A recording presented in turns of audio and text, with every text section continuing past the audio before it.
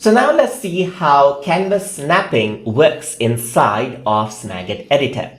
So over here on the bottom right, I have some objects ready that I can use as an example.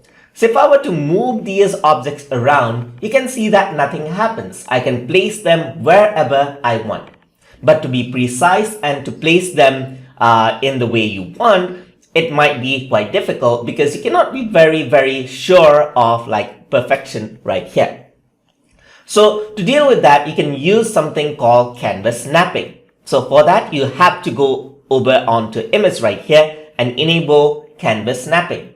So once I do that, what happens is that now you can see these guidelines pop up right there. And that is what allows snapping. If I were to move this square box right here, move it right around the center, you can see that there's a snap, denoting that that is the center of the screenshot. If I were to go over here on the right a bit, you can see that it snaps on right onto the center.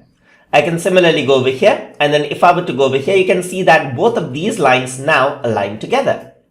So let me try that out. I'm going to go around. This is in the exact center. And if I were to move this up, you can see that this is 1/4 and that is the center right there. I can do the same with this one as well. Go around over here just like that, right?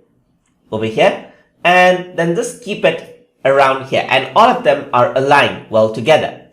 So if I were to go over here, you can see that I can snap everything onto place. So if I were to go over here, now 3 of them are well aligned.